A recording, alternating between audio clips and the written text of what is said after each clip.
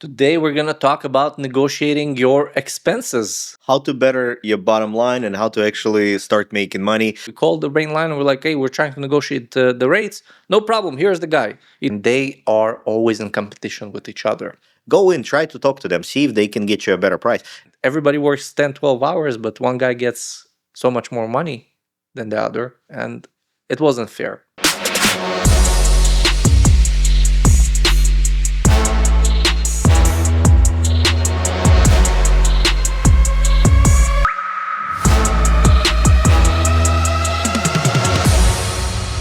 Hello everyone, welcome to another episode of The Waste Guys. I'm Daniel and I have Gabriel here with me.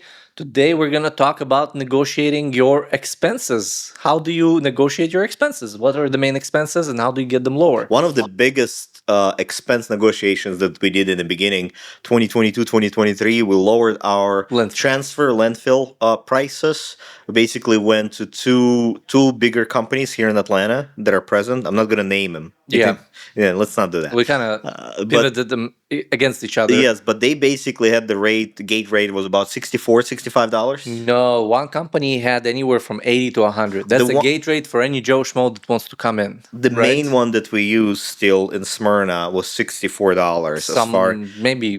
As far as I remember. And 2023, I think we had a pretty significant tonnage that we were taking there, and we were able to go in, talk to them, and lower that rate to $54 per ton. $50 per ton. Yeah, it went up from there because just every 6 months they raise prices a bit. But how do you even do that? You take all the landfill tickets that you have, or some kind of a summary that you have from the landfill company. They know how much we dump with them. They know how much they dump with them, but they don't know how much you divert to other customers, to other landfills, and they are always in competition with each other.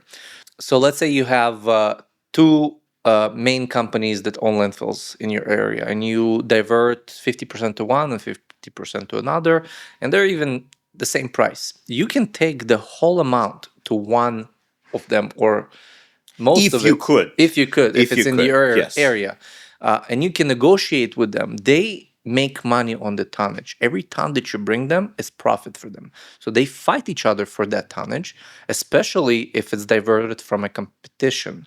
So you want to be able to carry all of your weight to their office. Find a person that's in charge of relationship with haulers, or a scale manager, or wherever it is, that can negotiate the actual rate for you. Just a manager, ask at the scale house, the person, who do I talk to about the rates, and they're willing to give it to you because they want you to bring the tonnage. That's their job. It's not like it's going to be difficult to find, or you're not going to be able to get in touch with that person. Even waste management, that we negotiated some of the landfills with them, we got to the guy pretty quickly. We called the brain line and we're like, hey, we're trying to negotiate the rates. No problem. Here's the guy. He took us to a Braves game. He really red carpet us. Just bring the tonnage. Very memorable experience, by the way. Very memorable experience. The Braves lost, but we won. Yeah, we won. That's most important. So that's how you negotiate those rates. You need to know how much tonnage you have and what does it consist of. If it's MSW, if it's C&D, if you have recycling, if you have metal, and of course you want to make sure that everything goes to the proper location. If you have a C&D landfill that's $20 a ton or whatever, cheap in your area, you want to make sure everything goes there, that C&D, maximize your profit. That makes sense, obviously. You're not going to drive 2 hours just to take it there. Not going to drive 3 hours, yes. But another thing, so saving on the landfill, I think that basically opened a new stream of income for us, because we did not realize how could you bid for a whole plus disposal where they're bidding at $59. So your competition is bidding at $59 and our cost was $64. So they're like, are they losing money? So by going and negotiating, we were able to lower costs, not just for us, but also for our customers. And I'm talking 2023 prices. I'm not talking 2026 prices right now. Yeah. Just giving you an example. But in order to stay competitive, you got to go in and negotiate your rates. You have to be friendly. You have to be friendly. Take them donuts. I don't know. Smile when you go see them. Take them to a nice steak dinner.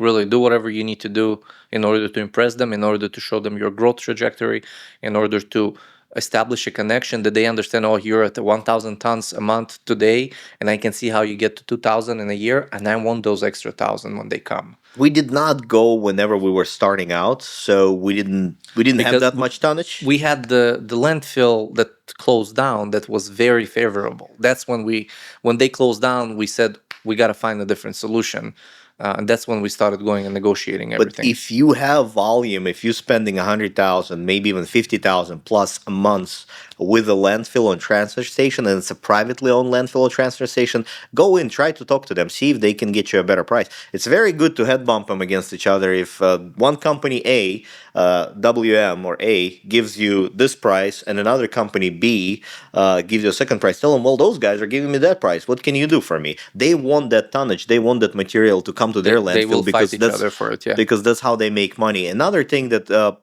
so this is the landfill transfer station negotiation. We were not able to negotiate or successful to negotiate with any of the government. I don't know, Landfills, they're usually set very price. hard to get in. Like either you know somebody in or you don't, kind of situation. I think most government owned. So you just did with one of the cities here. I was What's the very gate lucky. rate? I was very lucky to meet the mayor of that city by chance on an event. I didn't even know he was the mayor, and I gave the mayor a compliment, and it happened to be the guy in front of me.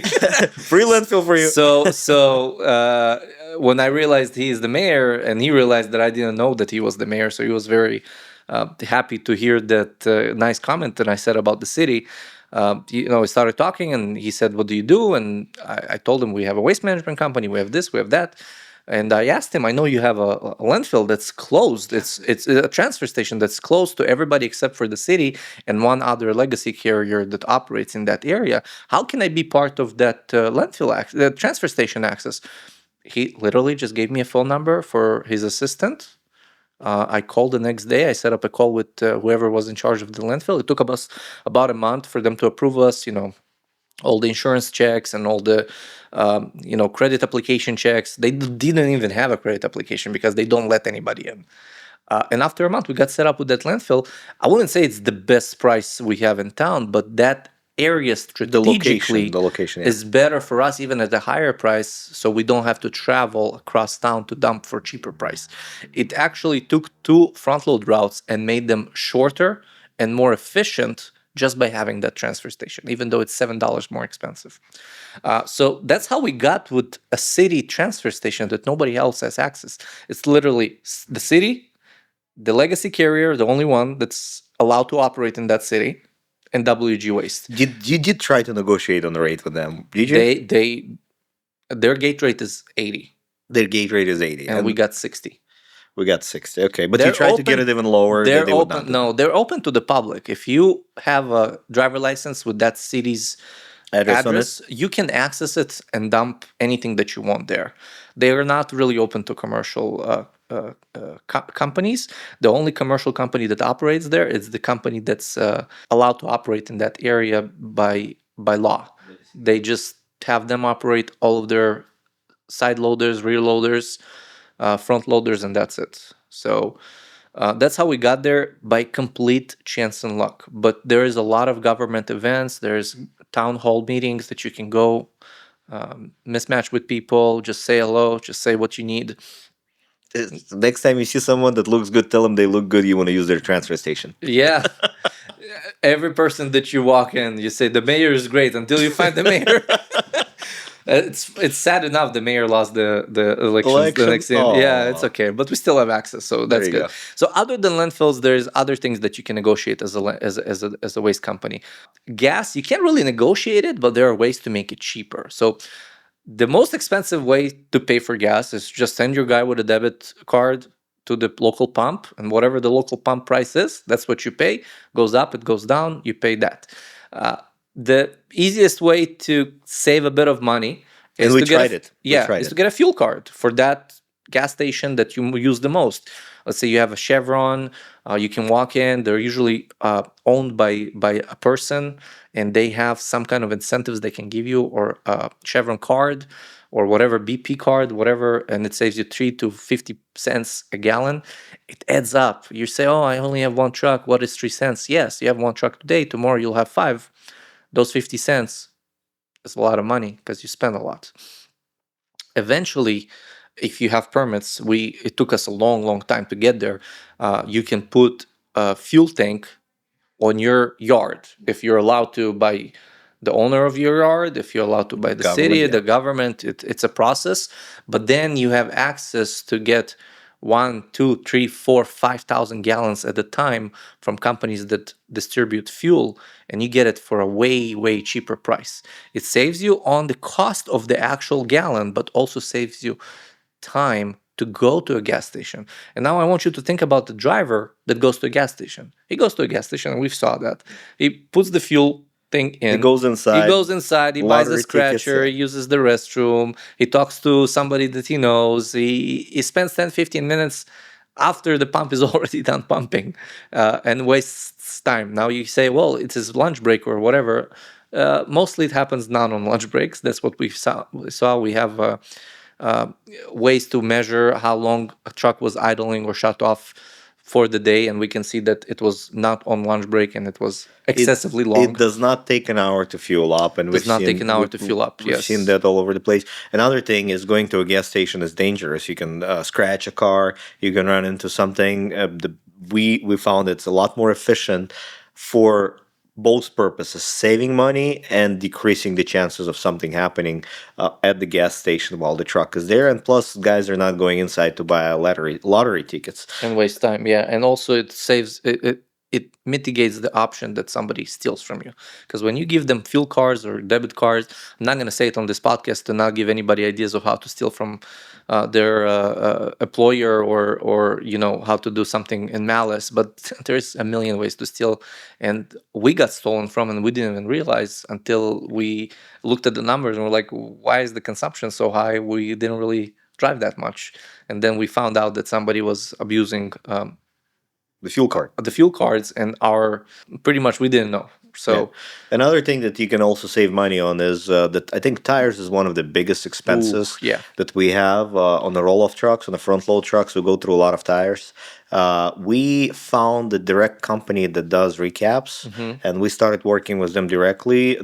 We dispose of our old tires with them. I think that's when you actually have a tire guy and a mechanic, because if you don't, you just send your trucks out there. I'm not talking about a 1-2 truck operation. Yeah. I'm talking about the bigger guys, how they can save money. So we work with there's several companies in Atlanta that do supply tires. We found the guys that actually pick up the phone every time we call them and give us very fair pricing. And we get basically a call away. They can be here within a half a day. They'll be here delivering tires that we picking need, up the casing. picking up the casing, and the price is once again very fair. I would say we save 15 to 20% on average. Yeah, and don't be lenient. The fact that you got a good price today, in 6 months check again. In a year check again. Call around. The companies want your business. If somebody is giving you a $200 price and it seems like it's the best price today, prices fluctuate, they go up and down. The 200 price might be still good in a year, or it might not be good for in another year. Another thing I know you negotiated and we shopped quite a bit for it is oil prices, right? Oil prices. Yeah, we buy hydraulic in bulk. fluid and yes, we buy in bulk instead of just walking into Napa and paying, I don't know, $10 a gallon. We pay $5 a gallon. We get it in bulk. We get it in 5-gallon pails and 42 at a time. So instead of paying $10 a gallon, we end up paying $5 a gallon. It's an amazing price for oil, especially for a large fleet that upkeeps with their maintenance and not just waiting for the truck to die. You want to be upfront with your maintenance and not wait for the truck to break. So we do a lot of oil changes. We buy filters in bulk. We don't just Amazon next day when it's too late. We have a structure of how much we need in order to keep going for 3 months. And when we go to a low inventory, we replenish, and we're always on a look. If they raise our prices, stop. What happened? Brakes. We also buy brakes because in bulk. Brakes in bulk because we go through a lot of all brakes. The perishables, the things that regular maintenance stuff. We we buy them all in bulk. It gives us better prices. The guy that washes our trucks, we started with let's say $80 per truck once a week. Now we're down to $60 because we have more trucks, And he does the inside. and he does the inside, not just the outside, but also the inside. He still makes really good money because of the A quantity, volume, yeah, the volume of volume. trucks that he does, and he does a pretty good job. What else? What else do we save money on? Well, Negotiated the price. saving money, I wouldn't say it's saving money. You don't want to save money on that. You want to make sure everybody's paid properly. But labor is a major expense, and there are three ways to pay your laborers: per can, or per job, per day, day Day rate, rate. or per hour, whatever hourly rate. So I think, and just by knowing the market of Atlanta and talking to our drivers and seeing that whenever somebody hits their points and we have to let them go, they beg us not to because we pay so well. We decided after trying a long, long time to pay a day rate. Day rate sometimes is in our behalf and sometimes is not in our behalf, but it evens out in my opinion. We tried per load, we didn't like it. The drivers didn't like it because per load you can do 5 loads a day and just Depends on the travel a traffic. I lot mean, and Atlanta traffic, traffic and is it's not your fault that you did 5. It's just life happens and you had a route that just took you very far. And then there becomes favoritism that dispatchers like certain drivers and they give them the loads, the easiest. the not the easiest but the most packed areas, so they can do 8, 9, 10 loads a day and they get paid for 8, 9, 10 loads. And the guys that they don't really like, they send them very far to do the 5. And everybody works 10, 12 hours, but one guy gets so much more money than the other, and it wasn't fair. But with the front load guys, what we've learned is the best thing to do is pay him a weekly rate. Salary. Yeah, weekly That's rate. your salary. Go do your job, because their routes don't really change much. Uh, just to put it in perspective, you have a route Monday through Friday. You have 100 cans a day, and you're a new driver. You started that route every Monday. You do the route, and it takes you the first Monday 11 hours to complete that route. The next week, you already know the route a bit better. 10 and a It takes half, you 10 hours and yeah. 45 minutes. And the next week, so on and so on and so on, until you become so efficient. Now you make the same route in 9.5, 10 hours. It's the same amount of work that you completed for us. Why do I need to pay you by the hour and punish you for being better? You did better, you deserve the same or better price. Well, you don't want him. There's a fine line. You don't want him to be rushing too much, No, right? no. But you want him to be comfortable and not to be afraid to return home and not make enough money. So that's why I think the best, whatever we did, is pay him weekly rate. Plus, they do alternate Saturdays. Saturdays, yeah. And on average, some weeks they do 50 hours, some week they do 60 hours, some weeks they do 48 hours. I think the weeks that So- they don't do Saturday, they do 45 to 50. And the week that they do Saturday, they do around 55. But we pay weekly, not weekly, according to 55 hours. Yes. 40 hours plus 15 hours of overtime. That's our weekly pay for the front load Yeah. drivers. And on the roll off, we do The roll off we started, you remember by the load, and we didn't like it. Then we did by the hour, and then by we the hour. started. They really stretched the They hours. really stretched their hours. They were working 70 hours, and it was not DOT compliant. And they like we said, they would go guess up for an hour because they get paid for that hour. But now we transferred all of them to a daily rate, and they're expected to be here at a certain time until a certain time by DOT laws. Sometimes they leave earlier because they were great. And Nothing else to do, Nothing else to do, and thank you, goodbye. You get paid for 8 hours. You get paid for full 12 day. hours, Yeah. So that's how we negotiated it. It seems like we're paying a lot for labor, but also our employees are there to step up to the plate whenever is needed. They understand that some days are easier and some days are harder, and they don't say no. Is it easy to find those employees? No, you'll have to go through a lot of them until you find the people that are team players that are willing to not just complete the route, but also help somebody else that's behind because whatever happens. Just to give you an idea, I know companies in Atlanta pay 22, 23, 25, $26 an 26 hour. for an employee. That's Our pay is based on $28 an hour some even 30. and 55 hours a week. Yeah, with 15 hours overtime. There's 15 hours overtime. That's our weekly pay. And even if they work 40 hours, they still get the 55. And some weeks are pay. slower. If it's a rainy week, they're not going to have that much work. If it's a good weather, a good week, then they'll be working That 60 also that hours. also helps you as the owner. You stabilize your expense chart. Just like with truck payment, hey, my truck payment is $50,000 a month, and it's not going to go up or down because that's what it is. Same with labor. Your office is going to work 40 hours a week, and there's the hourly rate, and you have 10 drivers that make whatever $1,000 right a week. So I'm going to spend $10,000 on those drivers. So now you have a blanket. That's where you start. Instead of saying, this month was a bit tougher because of external issues, everybody worked a bit more, and now I have to pay time and a half more than I thought I would. So it stabilizes your expenses. So it's not like you're trying to save on that, like on gas and landfill. It's more stabilizing it and paying people a proper hourly rate. Drivers want to know how much they're going to be bringing home. I think that's one of They're the happy with better it. ways Yeah. that they know this is how much they're going to make, and they don't need to be wondering, okay, so this check we didn't have enough work, and I'm only going to have this much. I think it's better for them as well, in my opinion. I remember one driver that was complaining it was July, it was hot, it was stinky, it was hard, it was really a lot of things going on, and he was working 60 hours a week, and he was like, we're only getting paid for 55, and, we need to get paid more. And I said, well, let's go back to June, and let's see what you did in June. Well, June, you did 40, 42, 43 hours. I didn't hear you complaining, Yeah, right? of course not. You got paid for 13 extra hours that you didn't actually do, and you went home and you still got paid the same. So whenever you pay salary or daily rate, you got to expect that people sometimes will contribute more to the hours that they're supposed to, and sometimes will contribute less. They also get 10 days of vacation to kind of supplement, um, if they need to go somewhere, so they don't lose that day rate. We also do Sunday route. For a front load truck, yeah, and we just give them extra pay. extra pay for that specific day. That person doesn't work 6 days a week. He takes one day off that week, and he gets extra pay on a Sunday, so it supplements even more. And it's not a full day by No, all he means. comes It's for like 3 hours, and he gets paid for 10. 4 to 6 hours at the most, depending on the traffic. Yeah, But no, we he do comes for 3 hours. That's on for average. 3 hours. Yeah. Okay, but he gets paid for basically full day. Yeah, but we started this Sunday service a few months ago. We had only 2 accounts that we did, and we were not profitable. And now we have more on that, and we're expecting to add more. So once we get that route saturated, we can actually launch another truck.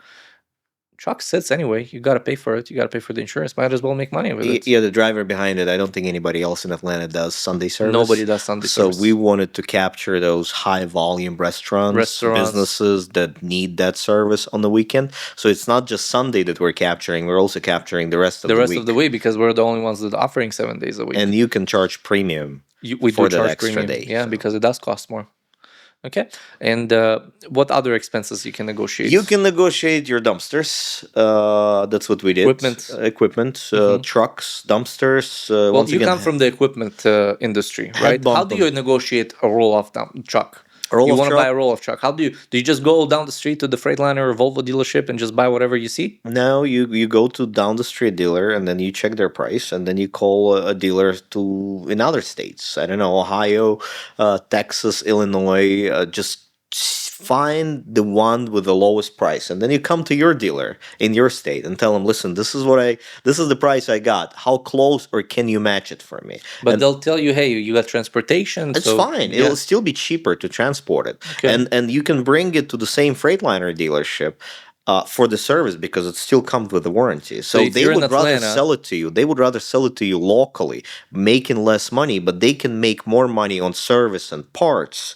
But once again, they would rather sell you the truck for the same price versus you buying it elsewhere. So you can you can go to a Freightliner dealership here in Atlanta, and I know in Atlanta it's all owned by one company pretty much, so they'll probably have the same prices. And then go to South Carolina and see if they have better prices, and just drive there or have it shipped.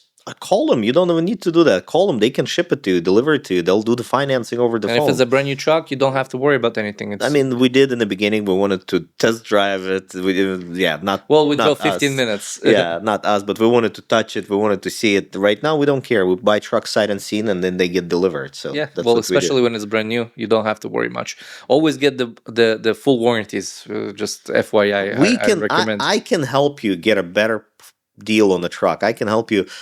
Give you an example. You can here in Atlanta, you go to a Mac dealership, you get the Mac Granite roll off. MP8 with the Allison 4500, you'll pay about 280 to 290. I can get it to 260 269 depending on what you want on it, aluminum wheels, if you want a triaxle dump third axle on it or not. So we can get you a lower price. Once again, that's a second business that we have as a truck dealership. On the front load trucks, we do have a partnership with one of the manufacturers, Mack Terra Pro, with a 40-yard front load truck with a 40-yard packer for about 410 415 with FET included.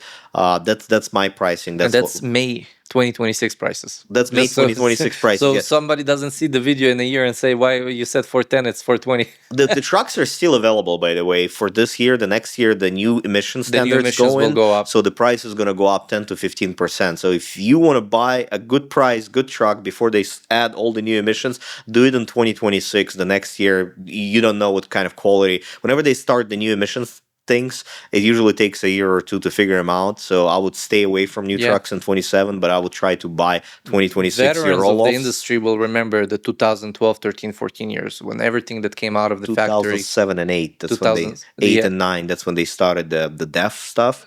And then 2000. 12, 13, 14, it was bad years. Yeah, I if mean you remember. there were quite a few bad years whenever that emission Everything that things, came out yeah. of the factory, the emissions was bad. It's yeah. about to get even worse. Anyway, we can help you with that. You can give me a call directly, 678-665-0436. I can personally try to help you save money on the truck, on the equipment, on the dumpsters. Find a local manufacturer, whoever makes your roll-offs. Direct local, Direct not the local. big brand names. Yeah, Waste I don't Whip want. Let's not say the name so we don't bash anybody. But you They want to do find. markup. They mark up. Yeah. They go to the same local manufacturing and just put their sticker on it and sell it to you for $1,000 more. You want to be able to negotiate with them based on what you already consumed and say, hey, I bought 100 dumpsters last year. I think I'm going to buy 150 this year. What can you do for me? Still, prices fluctuate all the time. So he might give you a price in May that's not going to be the same in October, might go up and down, but you want to have a one-stop shop for all your front load roll-off needs. I know that Herbie Kirby's and other stuff those manufacturers don't make. So if you're in that, plastic. yeah, it's plastic. If you're in that industry as well, so you can find a different vendor, but find a local guy. Shipping will be cheaper, and he can give you a better price. You can negotiate. Don't accept the prices that they give you. I think that's it for this episode. Yes. We covered pretty much how to maximize your profit by negotiating expenses on labor, landfill, fuel, and other equipment. And we hope to see you on the next episode. Thank you for watching. Like and subscribe. Happy to see you again.